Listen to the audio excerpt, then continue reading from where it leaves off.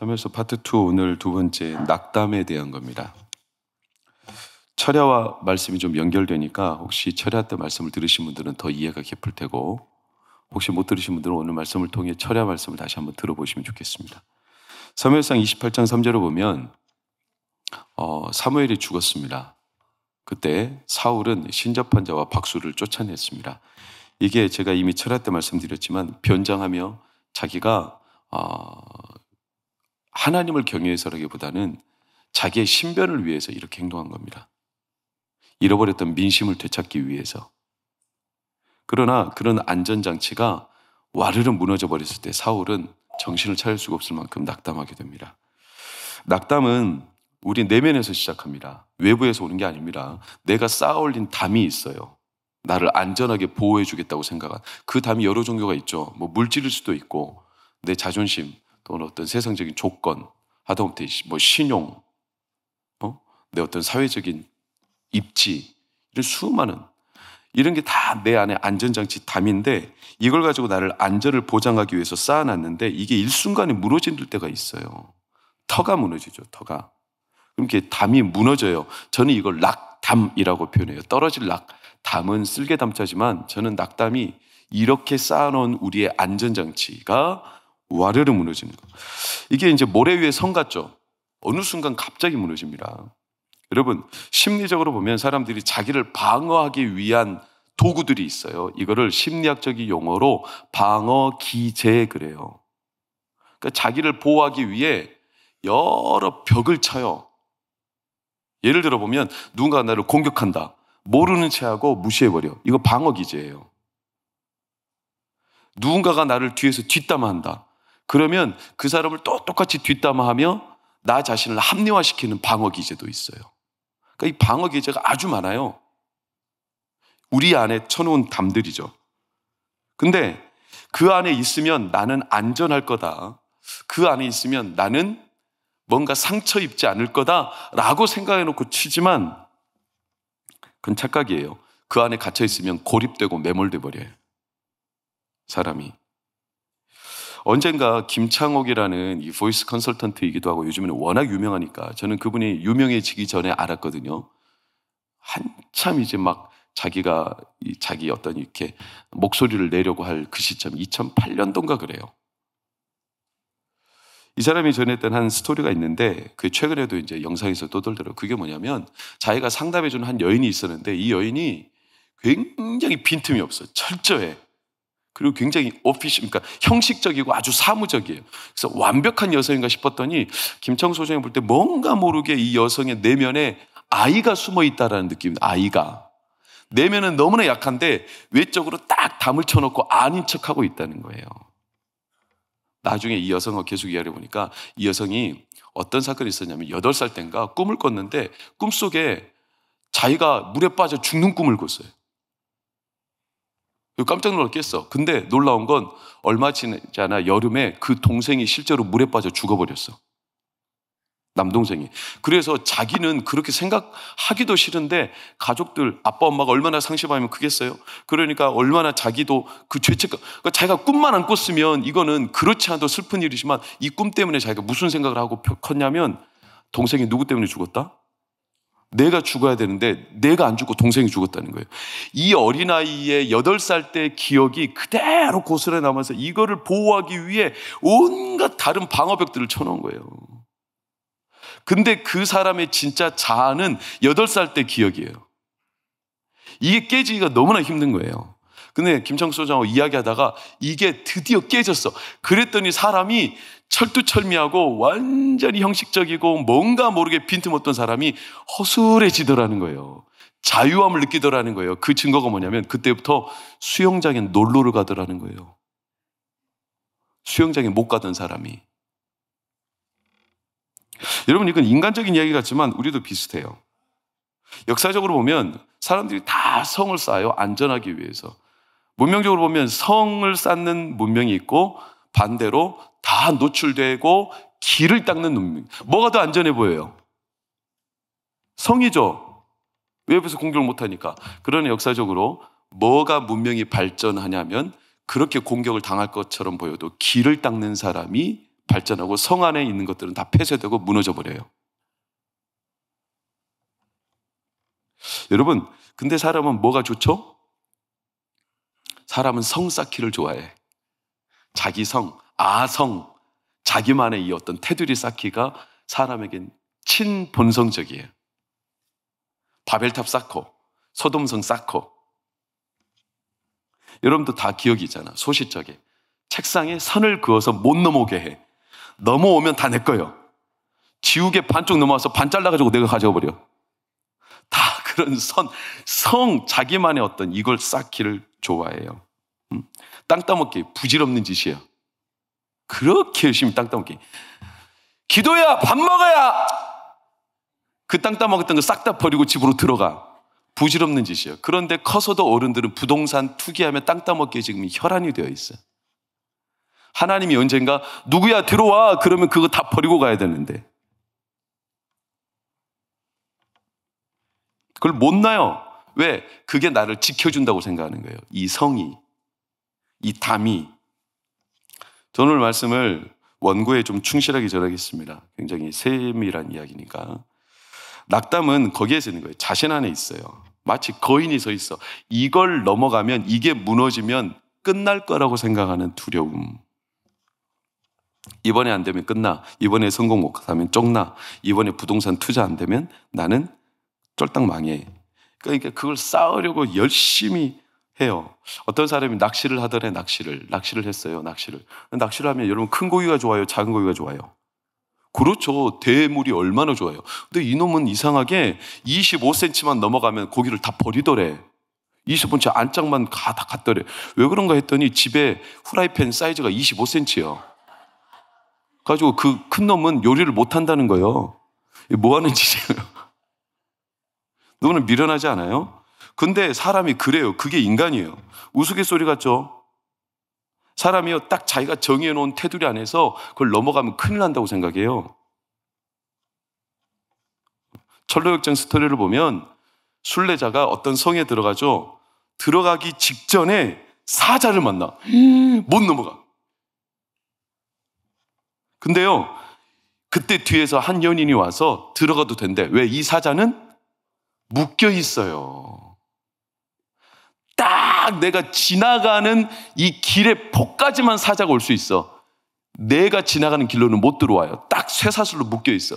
근데 사람은 지레 겁먹고 딱 그 안에 갇혀버려요.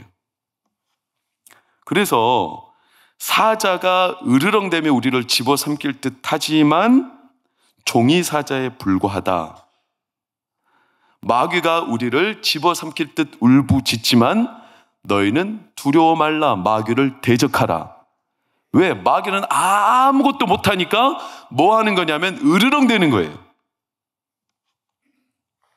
근데 성도들이 이런 마귀의 수작에 속아 넘어갈까요? 안 갈까요? 속아 넘어가 버려요. 그래서 갇혀버려 그 안에. 여러분, 잠언 26장 13절을 보면 게으른 자는 길에 사자가 있다. 거리에 뭐가 있다? 그러니까 못 나가. 딱 갇혀가지고 못 나간다는 거예요. 게으른 자라는 게 뭘까요? 성경에서 하나님께 대하여 게으른 자를 말해요. 여러분, 하나님께 대하여 게으른 게 뭘까요? 시간에 대하여 게으른 자는 뭐를 함부로 쓰죠? 시간을 함부로 쓰겠죠. 돈에 대하여 게으른 자는 뭘 함부로 쓰죠? 돈을 함부로 쓰죠. 하나님께 대하여 게으른 자는 뭐를 함부로 대할까요? 하나님을 함부로 대합니다. 그래서 자기 생각에 갇혀서 하나님을 신뢰하지 않습니다. 게으름이죠. 사울은 그렇게 패가망신한 겁니다. 자기 안에 갇혀서. 다윗은 25장 1절, 오늘 이제 철야에 의해서 다윗, 사무엘이 죽었어요. 근데 다윗의 반응은 좀 달랐죠. 아래 빨간색 시작. 어디로 갑니까? 바란 광야. 바란 광야는 길로 갔다는 거죠. 사울은 성 안에 갇혔지만, 자기 딱 담을 쌌지만 다윗은 길로 갔다는 거죠. 길. 왜 그럴까? 우리가 잘은 몰라요. 그러나 제가 앞서 말씀드린 여러 내용 가운데 실마리는 있겠죠. 왜 바란으로 갔을까? 바란은 지도상으로 보면 지금 십광야에 있던 다윗이 바란 광야로 내려갔다는 거예요. 최남단이에요. 사막이에요. 우리가 흔히 말하는 상상하는 그 사막 맞아요. 사진으로 보면 이런 식으로 생겼어요. 바란 광야예요. 왜 여기까지 가요? 이 말은 다윗이 갈 수 있는 데까지 끝까지 갔다는 거죠. 끝까지 갔어. 사람의 발길이 닿을 수 있는 곳까지 갔다는 거예요. 왜? 사무엘의 죽음과 무관하지 않습니다. 사무엘이 죽었기 때문에 갔죠. 인과관계가 있는데 왜 갔는지 우리는 정확하게는 모르지만 분명히 그래서 상실감도 있었을 테고 뭔가 두려움도 있었을 겁니다. 그러나 갔습니다. 그런데 다윗 안에 있는 자기가 넘지 못한 이런 거인, 이거 넘어가면 큰일 난다고 생각하는 이런 다윗도 그게 있습니다. 사울처럼. 다윗에게 있는 그 거인이 뭘까? 이걸 뜻밖의 다윗이 바람광야에서 만나요. 누구를 통해? 거기서 한 사람을 만나. 이게 참 성경이 절묘한 게요. 그냥 기록된 게 아니에요. 바람광야로 갔는데 바람광야에서 전혀 예상하지도 계획하지도 않은 사람을 만나요. 이게 하나님이 그 사람을 만나게 한 이유가 있어요. 우리가 가끔 뜻밖의 사건, 뜻밖의 장소, 뜻밖의 인물 때문에 내가 누군지 알게 되는 거 여러분 경험하십니까? 나를 항상 아는 사람들은요, 원래 그런 줄 알기 때문에 내가 어떤 사람인지 잘 몰라요. 그냥 그런 줄 알아. 근데 뜻밖의 만난 사람들은 항상 나를 객관적으로 알려줄 수가 있어. 그렇죠? 여러분들이 항상 저를 항상 보니까 제가 귀한 줄 모르지 저 귀한 사람이에요. 저 귀한 사람이라니까. 여러분이 항상 제 설교를 들으니까 제 설교가 그냥 항상 뻔하고 고저 그런 걸로 들리죠? 처음 온 성도들 말 들어봐. 대박, 이렇게 뻔뻔하게 말하는 거 봐. 제가 보통 사람이 아니라니까. 귀한 사람이요. 옆 사람 인사해요. 있을 때 잘해. 있을 때 잘해야 돼. 거기서 누구 만날까요? 나발. 2절 3절을 볼까요? 마온의 한 사람, 바람광야 마온 한 사람. 그 아래 빨간색 시작. 심히 부하여. 여러분 이름부터 소개하죠. 웬만하면 이름부터 소개하지 않겠어요? 누가 등장하면? 근데 부하다고부터 소개하잖아. 이 사람이 얼마나 부자였을까? 그것도 중요하지만 더 중요한 건 허세, 허영. 이 사람은 나중에 오늘 읽은 본문에도 나오는데 왕같이 잔치를 베풀었다는 거 기록이 나와요. 왕도 아니요. 직각계 무슨 왕이에요. 그런데 그렇게 허세가 쩌는 사람이에요. 허영에 쩔어 있는 사람이에요. 심히 부하되. 양이 3,000마리, 염소가 1,000마리. 이건 제가 어느 정도일까 계산해 봤더니 야곱이 바단 아람에서 라반의 집에서 재산을 거두어서 돌아오는 길에 한 3분의 2 정도 돼요. 부자는 부자지만 그렇게 큰 부자는 아니에요. 동방의 제일 큰 부자는 누구죠? 욥이죠. 욥에 비하면 한 10분의 1이나 되나? 어쨌든 그래도 부자예요. 그런데 이 사람의 이름이 나발, 그 뜻이 미련한 자, 어리석은 자. 딱 알겠죠? 완고하고 행실이 약해. 그러니까 졸부라는 뜻이에요. 졸부. 아주 자기 성이 단단해.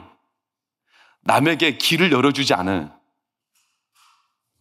복선이 쫙 깔리죠. 나발이 어떤 사람인지, 다윗에게 어떻게 했을지 이미 딱 예측이 되죠.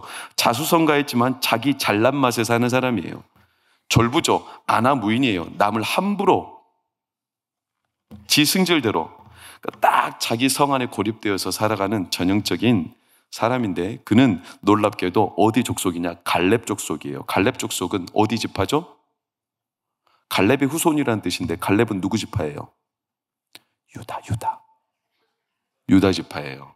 갈렙은 유다 지파입니다. 다윗은 어디 지파죠? 어디 지파죠? 유다. 그럼 둘이 같은 통속이죠. 알겠어 모르겠어요? 웬만하면 알죠. 이미 다윗이 어떤 사람인지 이방 나라도 아는데 나발이 모르겠어요? 23장 24절을 보면 일전에 다윗이 마온에 간 경험이 있어요. 다윗과 그의 사람들이 어디에 갔었다? 마온 광야. 이미 한번 거기에도 다녀온 적이 있어. 그렇다면 이미 소문을 들어 알았을 테고, 아니 봤을지도 몰라요. 자기 가문에 이런 사람이 있다는 걸. 그럼 어떻게 해야 되겠어요? 잘해줘야 되겠죠. 아니 제가는 나그네도 냉수를 대접하는데 다윗이 바람광야에 간 건 어쩌면 이 나발, 아니 거기도 살만하니까 갔을지도 모르겠습니다. 그러나 어쨌거나 거기 가서 나발에게 호의를 입기 원했고 그래서 내심 기대했어요. 왜? 다윗은 나발에게 공공연하게 방어막이 돼줬어요. 나발이 양떼를 키우는데 거기가 바람광야 넓은, 그러니까 벌판이라 언제든지 아말렉 같은 도적대들이 와서 앗아갈 수 있는데 이 아말렉 족속이 침범하지 못했던 이유가 누구 때문일까요? 다윗과 600명의 사람들 때문에 못 들어온 거예요. 그 명성을 듣고 감히. 그러니까 이 나발의 가이드가, 나발의 가드, 보호막이 된 사람은 다윗이죠. 나발 지가 성을 쌓은 게 아니에요. 그걸 종들도 알아. 나발의 종들. 16절을 볼까요? 우리가 양을 지키는 동안에 그들이 누구냐면 다윗과 600명이에요. 그들이 밤낮 우리에게 뭐가 됐다? 담이 됐다고 하잖아요. 그래서 다윗이 이런 걸 자기가 일부러 바라고 한 건 아니지만 그래도 이렇게 내가 선을 베풀었으면 그쪽에서도 선이 돌아와야 되니까 우리 자녀들, 식솔들을 600명이나 되니까 이걸 어디서 먹이겠어요? 나발 정도는 먹일 수 있죠. 그래서 나발한테 보내. 그날이 어떤 날이냐? 양털 깎는 날. 우리말로 대명절이죠. 명절에 좀 음식 좀 달라. 매우 겸손한 자세로 합니다. 8절을 보면 뭐라고 합니까? 은혜를 얻게 하라. 좋은 날 아니냐? 아래 빨간색. 내 아들 누구? 얼마나 겸손합니까? 나발이 나이도 많았겠지만 아들 같은 나에게 은혜 좀 베풀어 달라. 이렇게 저 자세로 가요. 줘야 되겠어요? 안 줘야 되겠어요? 줘야죠.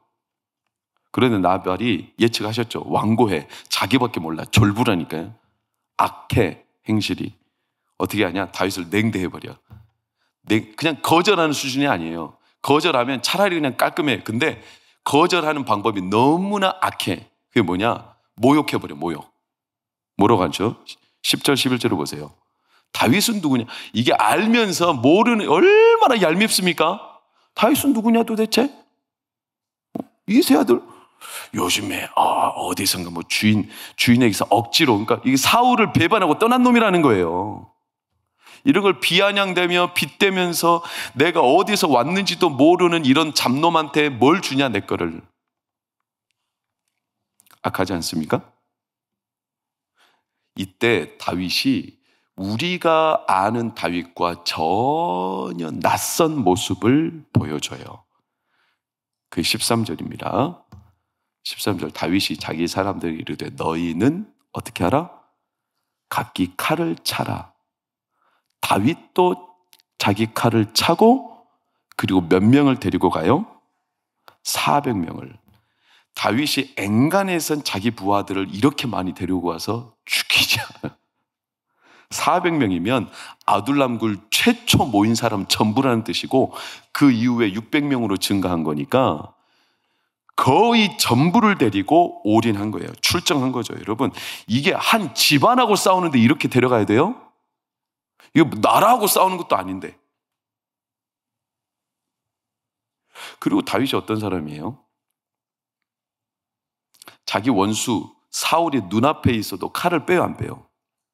그는 다윗 칼을 빼지 않았던, 칼을 빼서 옷자락만 잘라도 벌벌 떨었던 이런 다윗이 너무나 낯설지 않습니까? 그것도 민간인을 상대로, 군인도 아닌. 여러분, 여기에 오늘 말씀의 포인트가 있어요. 다윗이 넘기 힘들었던 이 거인, 이 내면의 두려움이 뭘까요? 넘으면 안 된다고 생각, 이거 넘으면 큰일 난다고 생각했던 거야. 나발이 어리석고 미련한 자지만 나발 때문에 다윗에 있던 이 넘기 어려웠던 거인이 등장합니다. 그게 뭔지 아십니까? 다윗의 뜻밖의 모습. 그게 다윗이 항상 무서워서 넘지 못했던 모습이 뭐냐면 보복, 복수, 분노십니다. 바로 적용하겠습니다. 성도에게 있어서 제일 큰 두려움 중 하나가 뭐냐면 보복, 복수, 분노심입니다. 여러분, 질문 드릴게요. 복수하면 돼요? 안 돼요? 왜 안 돼요?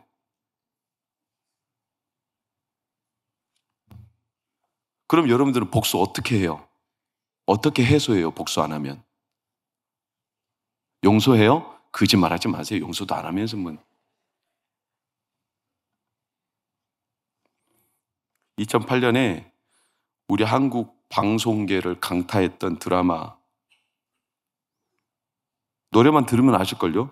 왜 너는 나를 만나서 왜 나를 아프게만 해? 이거 아시죠? 뭐죠? 용서 못해 하면서 끝나는 이 아내의 유혹이라는 어마어마한 그 당시 시청률 48%. 그럼 2명 중에 1명이 봤다는 거예요. 우리는 용서는 안 하면서 이 드라마를 보면서 대리만족을 느꼈어요. 여기다 점 하나 찍고. 성도에게 있어서 복수, 분노, 보복은 아주 낯선 금기어예요. 왜? 하면 안 돼. 예수님도 그러셨어요. 원수를 사랑하라고 했어. 근데 진짜 이유는 사랑하기 때문에 보복 안 하는 게 아니라 보복하면 내가 벌 받을 것 같아. 그럼 여러분 보복하고 싶을 때 어떻게 하세요? 여러분 아십니까? 폭우가 쏟아져요. 폭우가 쏟아지면 막 물이 가득 차죠. 지면에. 그렇죠? 우리 교회 3년 전에 어마어마했죠. 물이 가득 지면에 넘쳐요. 그 물이 한 하루만 지나도 사라져요, 안 사라져요? 아니, 사라지기를 바랬는데 안 사라지네요. 그럼 며칠 지나면 사라져요, 안 사라져요? 사라지죠.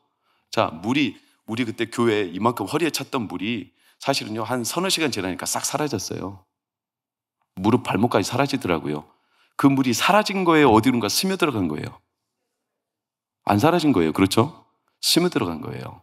어딘가 있죠? 있습니다. 반드시 있어요. 마찬가지예요.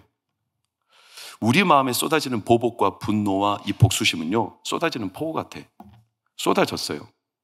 가득 차올랐어요, 여기까지. 근데 언젠가 사라졌어. 사라졌을까요? 스며들었어. 어디로? 우리 생각으로, 우리 마음으로, 우리 영혼으로. 심지어는 우리 몸으로. 안 사라져요. 여러분, 스며들어간 물은 더 위험한 거 아세요? 집안을 약화시켜요. 토사를 붕괴시켜요. 그래서 멀쩡하던 건물이 무너져 내린다니까. 산이 절반이 뚝 무너져 내린다니까. 그게 빗물 때문에 그래요. 차라리 그래 물이 넘쳐 있으면 안 무너져요. 안 스며들어가 있으면. 근데 이게 스며들어가. 내 영혼의 깊은 곳까지. 그래서 내 영혼이 지반이 약해져. 나는 괜찮은 줄 알았는데 어느 날 확 무너진다니까요.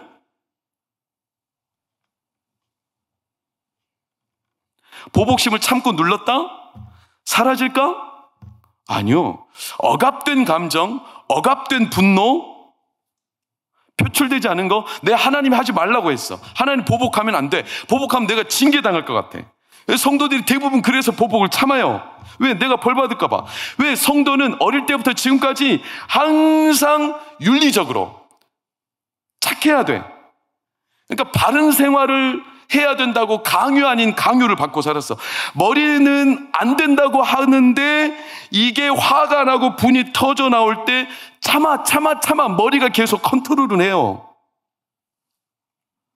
문제는 뭐냐? 그런 감정을 처리를 못해. 왜? 교회에서 배운 적이 없어. 그런 감정을 어떻게 처리하는지. 왜? 목사들이 가르쳐 준 적이 없어요. 그냥 무조건 참으랬어. 심지어 어떤 성도들은, 어떤 교회들은 감정은 신앙생활에서 저급한 것으로 여겨버려요. 감정적인 사람은 미성숙한 사람. 감정을 신앙생활에 배제해놓고 살아요. 감정을 꾹꾹 눌러. 그럼 그게 다 어디로 가겠어요? 예원이가 어느 날 말을 못하고 집에서 머리를 붙잡고 막 분노해가지고 머리를 붙잡고 말은 못해. 이 여러분 울음이 터져 나오지 않고 안에서 하는 거 알죠? 이게 더 막 속이 뒤집히죠. 그러면서 쿵쿵 소리가 나는데 책상에다 자기 머리를 박고 있어. 왜? 스트레스 때문에. 왜? 학교에서 놀려. 킹콩이라고. 웃어도 돼요. 제가 그랬어. 야, 가서 머리로 코를 꽉 박아버려 그냥 코피 터지게. 이러면 속 시원할 텐데 그렇게 안 해요. 그러니까 병이 와. 마음에 꾹꾹 눌러. 몸에 병이 와. 신경계 병이 와. 세포에 병이 와. 온 장기에 병. 그래서 화병이 생겨. 이유도 없이 머리가 아파. 가슴이 답답해. 숨이 턱까지 차올라. 열이 오르고 숨이 막혀. 그러다 사람 죽어. 여러분, 오해를 바로 잡았으면 좋겠어요. 감정은 신앙생활에 천대할 요소가 아니에요. 함부로 무시하면 돼요. 무시하면 안 돼요. 인간은 지, 정, 의로 되어 있죠. 그렇죠? 지, 정. 이게 감정이죠. 의, 의지, 지, 지식. 근데 이 중에 가장 중요한 게 정이에요, 정. 정은요, 지와 의를 연결해 주는 거예요. 정이 무너지면 지도 사라지고 의도 사라져요. 오죽하면 예수님도 예배를 드리다가 형제하고 싸움, 썩나는 일이 있으면 어떻게 하라고 했어요? 화해하고 감정 풀고 오라는 거예요. 안 그래요? 여러분, 오늘 예배 전에 싸우신 분들 꼭 화해하고 가세요. 정서적으로 잘못된 감정의 예를 제가 한번 들려드릴게요. 성도에게 있어서. 첫 번째, 내 만족을 위해 하나님의 일을 한다. 2번, 분노, 슬픔, 두려움의 감정은 즉시 억누른다. 3번, 음악, 미술, 기쁨 같은 욕구는 왠지 사치라고 생각한다. 4번, 발목을 잡는 과거를 덮어두려고만 한다. 5번, 속된 것과 거룩한 것을 칼같이 나눈다. 6번, 하나님과 동행하기보다 사역에만 바쁘다. 7번, 사람과의 갈등은 무조건 피한다. 8번, 상처, 약점, 실패는 철저히 은폐한다. 9번, 내 한계를 절대 인정하지 않는다. 10번, 다른 사람을 쉽게 평가하고 판단한다. 이게 잘못된 감정을 갖고 있는 성도의 특징이에요. 이런 말이 있어요. 내 마음의 정원은 나의 감정이란 퇴비를 먹고 자란다. 내 마음의 정원은 나의 감정이라는 퇴비를 먹고 자란다. 근데 그 감정이 늘 견눈질하고 두렵고 숨기고 이러면 그 정원이 예쁘겠어요? 악해지겠어요?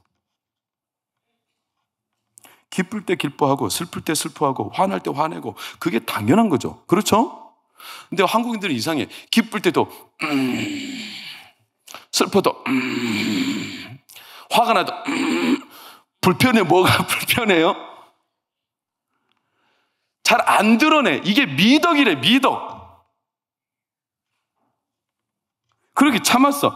죄송하지만 저도 아버지에게 감정 훈련을 못 받았어요. 아버지는 워낙 엄격하셨어요.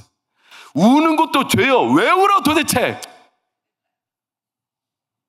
뭐 망했냐? 왜 울어? 웃으면 나대지 말고 깝죽대지.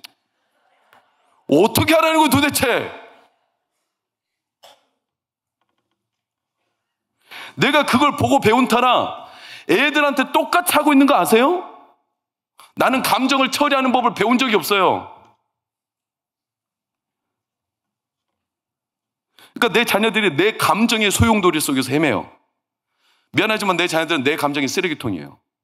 내 감정이 상할 때 내 감정을 자녀들한테 다 쏟아버려. 그걸 아이들이 다 받아.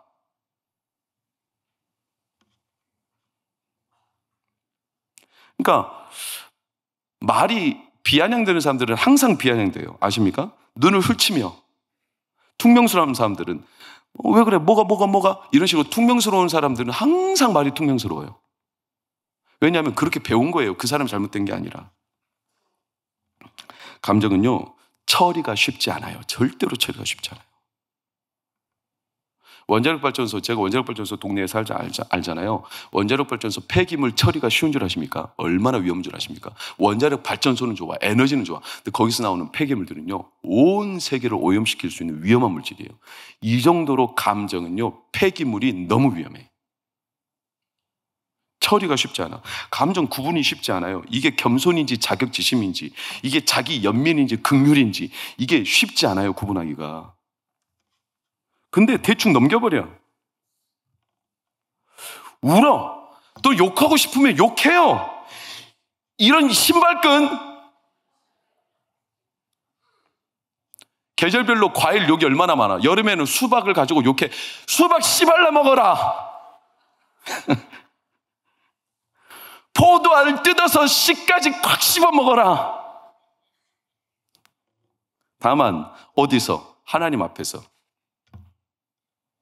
여러분, 감정 처리가 미숙하면 일이 풀리지 않을 때 자책을 합니다.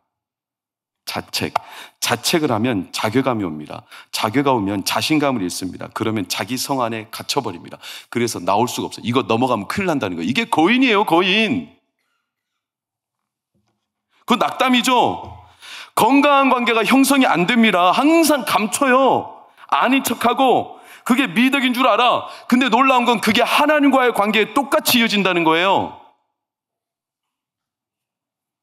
여러분 믿으시기를 바라요. 하나님은 우리 감정을 창조하신 분이십니다.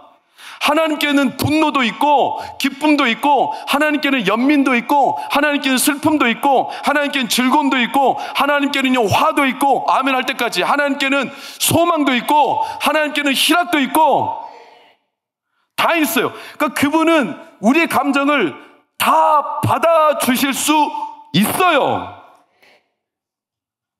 다윗도 인간이죠. 인간, 본성적인 인간. 이런 모욕감, 나발로 인한 모욕감, 분노, 복수심을 한 번도 처리해 본 적이 없어. 배운 적이 없어요. 항상 형들에게 천대받았잖아요. 무시당했잖아요. 누구에게 인정받은 적 없이 그냥 어린 시절을 살았잖아요. 그러다 어느 날 기름 부었어요. 왕으로 기름 부음 받은 나이가 예측해보면, 추측해보면 17살, 18살밖에 안 돼요. 고등학생이에요. 아직 철부지예요, 철부지. 그런 애가 어느 날 갑자기 자기 감정을 드러내면 안 되는 왕의 자리에 서버린 거예요. 배운 적도 없이 너무 어린 나이에 철들었잖아요. 얼마나 짠합니까? 지금껏 한 번도 화를 내지 않았던 게 참아낸 거죠. 왜? 하나님이 안 된다고 하니까 징계당할 것 같으니까. 유대인의 분노의 규율이 어떤지 저는 잘 몰라요. 그러나 하나님께서 벌 주실 것 같다는 성도의 마음과 별반 차이가 없을 겁니다. 우리는 다윗을 보며 시편 23편만 떠올려요. 여호와는 나의 목자신 내게 부족함이 없으다. 내가 하나님께서 원수의 목자에서 내게 기름을 부으시고 이건요 다윗이 자기 일생을 다 거의 다 살고 거의 노년이 되어서 깨달은 시예요. 젊은 날 지은 시가 아니에요. 그러니까 보복하면 안 돼. 이건 넘어가면 큰일 난다는 거예요. 다윗은요 그런 거인이 그 안에 있어요. 그게 있다는 걸 누구 때문에 알았어요? 나발 때문에 알았다니까. 나발 때문에 칼을 뺐다니까. 다윗이 칼을 뺐다는 건 뭔지 아세요? 이런 사람이 한번 탁칼을 빼면 이제는 수습이 안 됩니다. 아시죠? 평소에 말 없는 사람이 화를 내면 얼마나 무서워지고 감정 컨트롤이 안 돼서 나중에 모든 게 다 쑥대밭이 되는지. 한계가 온 거예요. 칼을 차라는 것은 다윗이 이제 돌이킬 수 없는 강을 건너겠다는 뜻이에요. 이제 칼을 들고 선 자는 뭘로 망해요? 칼로 망하는 거예요. 다윗은 하나님의 거룩한 기름 부음을 받았는데 그의 나라가 이제 뭘로 세워져야 돼? 칼과 피로 세워져야 되는 거예요. 여러분, 이게 다윗이 닥친 위기 아니겠어요? 근데 이때 놀라운 건 아비가일이 누구의 아내? 나발. 이게 참 알다가도 모를 일은 나발 같은 자에게 이런 한없이 아리따고 총명하고 잠언 31장 현숙한 여인의 표상이라 할 수 있는 아비가일 같은 아내가 있다는 게 이게 세상을 알다가도 모를 일이에요. 저는 성경에서 1등 신랑감은 한나의 남편 엘간하고 1등 신부감은 이 나발의 아내 아비가일이라고 생각해요. 그럼 다 이제 이 자리에 있는 남편과 아내들은 속으로 이렇게 생각합니다. 나야말로 아비가일이야. 그럼 남자들은 뭐라고 생각하지 아세요? 나야말로 엘가나 그렇게 생각하고 있을 거예요.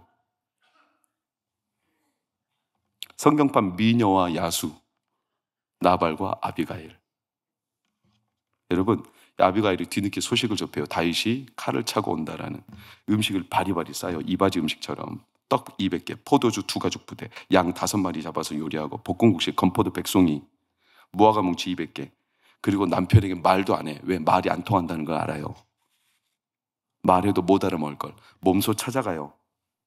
그리고 25절, 26절을 보면 뭐라고 합니까?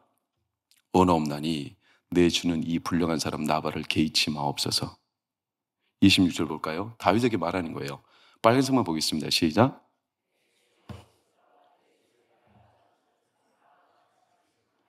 자, 여러분 솔직하게 지금 아비가일이 다윗에게 뭐 하고 있는 겁니까? 이 불량한 사람 나발을 개의치 마옵소서. 당신에게 그렇게 행한 사람은 다 나발같이 되기를 원합니다. 여러분 솔직하게 상식적으로 지금 아비가일이 다윗 앞에서 뭐 하고 있는 겁니까? 몰라요. 평소에 자주 하시면서 지 남편 욕하고 있잖아요. 욕하고 있는 거예요. 뒷담화하잖아요. 그것도 딴 남자 앞에서. 역시 믿을 사람 없어 이렇게 생각하십니까? 여러분 그게 포인트가 아니에요. 지금 순간적인 판단력. 이렇게 하다가는 아비가일도 나발의 가정, 가문 모든 게 쑥대밭이 돼요. 큰일 나요. 이렇게 강을 넘어가면 큰일 나요. 이 본문이 우리가 우리 남편을 어디 가서 욕해도 된다는 합리화된 본문이 아닙니다. 오해하지 마세요. 최근에 보니까 이런 글이 있더라고. 남편을 팝니다. 1988년 10월에 화려한 예식장에서 구입했습니다. 구청에 정품으로 등록했지만 명의 양도해 드리겠습니다. 아끼던 물건인데 유지비도 많이 들고 성격 장애가 와서 급매합니다. 상태를 설명하자면 구입 당시 A급인 줄 착각해서 구입했습니다. 마음이 바다 같은 줄 알았는데 잔소리가 심하고 사용 시 만족감이 현저히 떨어집니다. 음식물 소비는 동급의 2배입니다. 하지만 외관은 아직 쓸만합니다. 사용 설명서는 필요 없습니다. 어차피 읽어봐도 도움이 안 됩니다. AS 안 되고 변심에 의한 반품 절대 안 됩니다. 남편들 용기 내세요. 남편들을 욕하라는 합리화된 본문이 아니고 요지는 28절, 29절인데 28절, 29절을 보면 26절부터 보죠. 26절 그 앞에 아래 빨간색 시작. 그 위에 줄 방송실은 위에 26절을 다시 한번 작업하고 가운데 줄 친히 시작. 자, 이게 요지예요. 하나님이 아비가일을 경우에 지금 뭘 하시냐면 보복을 누르고 보복을 없애고 보복을 꾹꾹 눌러서 이 보복이 나에게 참아지는 게 아니라 보복을 누가 맡아요? 하나님이 맡아요. 이건 우리가 내 마음에 스며들게 하는 게 아니에요. 우리 그렇게 못합니다. 하나님이 보복하실 거라는 거예요. 다윗이 지금 이거 넘어가면 안 된다고 지금 위기잖아요. 지금 다윗 이거 넘어가면 끝나는 겁니다, 다윗. 근데 하나님은 그런 다윗을 아시죠? 다윗이 이게 너무 두려운 거예요. 다윗의 거인이죠. 내가 넘어가면 안 된다는. 이게 자연스러운 감정이 아닌데 늘 두려움이 있어서 못 넘어갔던. 근데 이걸 넘어가면 난 이제 끝날 거라는. 하나님이 그러지 말라는 거예요. 꾹꾹 눌러서 하지 말라는 거예요. 내가 보복할 거라는 거예요. 실제로 37절, 38절을 보면 우리가 읽은 본문이죠. 나발이요 아침에 아비가일이 말할 때 이 일을 듣고 낙담, 몸이 돌같이 되어 열흘이 지나면 하나님이 그를 치셔서 데려가십니다. 이걸 보면서 다윗이 뭘 알았을까요? 자기 성을 쌓아놓고 나발처럼 사울처럼 사는 사람이 진짜 잘 될 것처럼 보여도 이 성은 오히려 나를 고립시키고 매몰시켜서 순간적으로 무너뜨리는 이 낙담, 이걸 철저하게 반면교사로 깨달았지 않았겠습니까? 하나님은 왜 이렇게까지 하실까, 여러분? 다윗이 항상 두려움을 갖고 있어요. 어떤 두려움? 분노, 보복심. 그거 하면 안 된다는. 자기를 꾹꾹 눌러서 이걸 넘어가면 큰일 난다는. 이게 다윗의 거인이에요, 거인. 생각해 보세요. 앞으로 다윗이 살아갈 날들이 이런 보복심에 찰 날들이 한두 번이겠어요? 자기 아들도 자기 배반할 텐데 나중에. 이런 일들이 여러분 살다가 한두 번이겠어요? 그때마다 또 꾹꾹 눌러요? 근데 어디로 다 스며드는데. 이런 세상살이에서 다윗이 어떻게 참아내고 어떻게 하나님 사람으로 삽니까? 우리는 하나님 앞에 솔직해져야죠. 그리스도인은 꾹꾹 눌러서 죄책감을 꾹꾹 눌러서 자책감을 꾹꾹 눌러서 사는 존재가 아니에요. 그게 미덕이 아닙니다. 그게 복음이 아닙니다. 하나님의 너의 꾹꾹 눌러온 담아놓은 감정과 너의 죄책감과 너의 자책감과 네 안에 있는 상실감과 네가 넘으면 큰일 날 것 같은 그 모든 마음속에 영혼의 인생 전반에 걸쳐있는 그 흔적난 스크래치난 상처들 하나님이 다 맡으시겠다는 겁니다. 왜 그거 혼자 꾹꾹 눌러 담아놓고 있냐는 거죠. 앞으로 살아갈 날이 얼마나 고된데. 제가 최근에 전지적 참견 시점, 전참시라는 프로그램을 보면서 참 재밌는 걸 봤는데, 이영자 씨가 자기 팀 이렇게 아는 사람하고 싱가포르에 놀러 가는데 음식을 먹어요. 한번 봐보세요. 음식. 이게 이제 소갈비인가 뭔가. 그리고 그 다음도 한번 봐보세요. 이런 고기들이 안심 스테이크 막 이런 게 나와요. 광어, 회찜 막 이런 게 나오고, 안동찜 막 이런 게 나와요. 이게 어디서 나온 줄 아세요? 비행기에서 나와, 비행기에서. 싱가포르 항공에서. 근데 사람이요, 입맛이 달라진대요. 이렇게 기압차가 달라지면. 그래서 입맛이 떨어진대요. 근데 싱가포르 항공의 기내식은 세계 최고래요.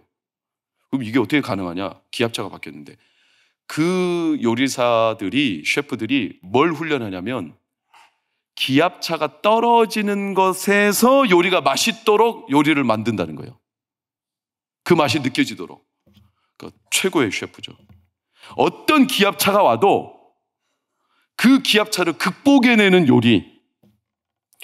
하나님이 우리에게 주시기를 원하시는 맛은, 기쁨은 내 삶이 추락해도 고공행진해도 항상 변하지 않는 맛을 주십니다.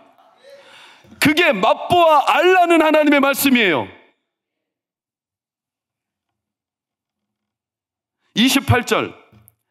내가 너를 위하여 집을 세울 테니까, 내가 너를 위하여 집을 세울 테니까 나한테 맡기라는 거예요. 너가 성을 쌓아 세우는 게 아니니까. 사단은 계속 우리를 이런 식으로 공격해. 그걸로 싸움을 걸어와 내 손에 피를 묻히도록. 성도가 한 번 무너지면 걷잡을 수 없이 계속 무너지니까 나를 찌르고 찔러서 계속 꾹꾹 참고 누르다가 한 번에 터져. 그러면 그걸 마귀는 보고 싶은 거예요. 선을 넘어버리는 이런 두려움. 하나님도 그런 우리를 아셔. 그래서 29절 뭐라고 합니까? 29절 빨간색만 시작.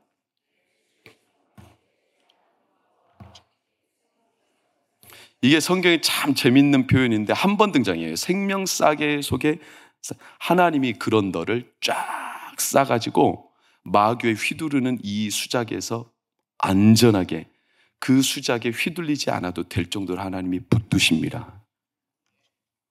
이 생명싸개라는 단어가 얼마나 재미냐면 34절을 보면 다윗이 칼을 들어서 나발의 남자들을 한 남자 남겨놓지 않고 싹 다 죽여버리겠다고 자기의 이 넘지 말아야 될 이 두려움을 자기가 스스로 이제 한계가 넘어서 해버리려고 했는데 이것을 하나님 막으셨죠. 이 한 남자라는 표현이 히브리어로 그냥 직역해 보면 뭐냐면 오줌 싸개들이 오줌 싸개들. 하나님이 야 다윗아 내가 너를 생명 싸개로 쌀 테니까 너는 저런 오줌 싸개들 때문에 마음 쓰지 마. 이럴 땐 여러분 감탄이 튀어나와야 돼요. 야 묵상이 생명 싸개 오줌 싸개. 여러분 뭘 선택하실 거예요? 생명 싸개를 선택하시길 축복합니다. 내가 너를 막을 테니까 흔들리지 마. 이게 복음이에요. 예수님 피를 흘렸어요. 보복의 피입니까? 아니에요. 예수님은요 피를 흘렸지만 보복하지 않았어요. 보복 안 해도 얼마든지 이길 수 있는 길을 예수님이 먼저 걸어가 주셨어요. 그래서 우리를 도우실 수 있어요. 음부의 권세가 해하지 못하리라. 예수님이 반드시 갚아주세요. 이 사실을 믿는 성도가 진짜 믿음입니다. 이걸 믿을 때 우리는 자유함을 느낍니다. 꾹꾹 눌러 담지 않아요. 하나님께 맡겨드려요. 내가 안 해도 돼. 하나님이 하실 거예요. 그러니까 다윗이 선포해요. 32절 33절 뭐라고? 하나님을 찬송하리로다. 피를 흘릴 것과 친히 복수하는 것을 막아주셨느니라. 여러분, 그러니 오늘 자유하시기를 축원합니다. 이때 지었던 다윗의 시편을 우리 한번 암송해 볼까요? 읽으면서 시작. 내가 산을 향하여 눈을 돌리라. 나의 도움이 어디서 올까? 나의 도움은 천지를 지으신 여호와에게서로다. 여호와께서 너를 실족하지 아니하게 하시며 너를 지키시며 졸지 아니하시리로다. 이스라엘을 지키시는 이는 졸지도 아니하시고 주무시지도 아니하시리로다. 여호와는 너를 지키시는 이시라. 여호와께서 내 오른쪽에서 내 그늘이 되시나니 낮의 해가 너를 상하게 하지 아니하며 밤의 달도 너를 해치지 아니하리라. 여호와께서 너를 지켜 모든 환난을 면하게 하시며 또 내 영혼을 지키시리로다. 여호와께서 너의 출입을 지금까지 영원까지 지키시리로다. 할렐루야. 이 사실을 믿으시기를 축원합니다. 우리 다 같이 일어나 찬양합시다.